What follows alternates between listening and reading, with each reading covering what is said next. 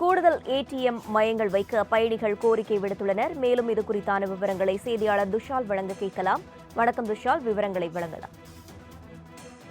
நிச்சயமாக பிரவீனா, கிளாம்பாக்கம் பேருந்து நிலையத்துல ஒரே ஒரு ஏடிஎம் மட்டும் உள்ளதால் பேருந்தில் பயணம் செய்யும் பயணிகள் பணம் எடுப்பதற்காக நீண்ட வரிசையில் காத்து கிடக்கும் அவல நிலை ஏற்பட்டுள்ளது. அந்த காட்சியை நம்மால் பார்க்க முடிகிறது.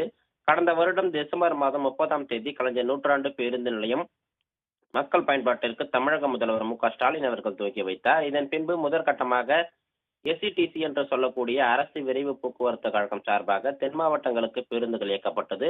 நாளடைவில் அந்த டிஎன்எஸ்டிசி சொல்லக்கூடிய பேருந்தும் அரசு விழுப்புரம் கோட்ட பேருந்தும் இங்கிருந்து முழுமையாக தென் மாவட்டத்திற்கு இயக்கப்படுகிறது. இதனால சென்னையிலிருந்து தங்கி பணிபுரியும் தென் மாவட்டத்தை சேர்ந்த மக்கள் வார இறுதி நாட்களில் அதிக அளவில் பயணம் செய்வார்கள். இந்த நிலையில பேருந்து நிலையம் திறக்கப்பட்டு 4 மாதங்கள் ஆகியும் ஏடிஎம் வசதி இல்லை என புகார்கள் வந்த வண்ணம் உள்ளன. தற்பொழுது கிளாம்பாக்கம் பேருந்து நிலையத்துல ஒரே ஒரு ஏடிஎம் மட்டுமே உள்ள நிலையில் தற்போது இங்கு பணம் எடுப்பதற்காக நீண்ட வரிசையில் மக்கள் காத்திருந்து பணம் எடுத்து கொண்டு ஊருக்கு செல்கின்றனர். அவ்வப்போது பேருந்துகளையும் தவறவிட்டு காத்திருக்கும் அவல நிலை ஏற்பட்டுள்ளது.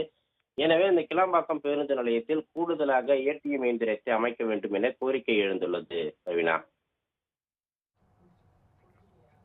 தகவல்களுக்கு நன்றி துஷால்.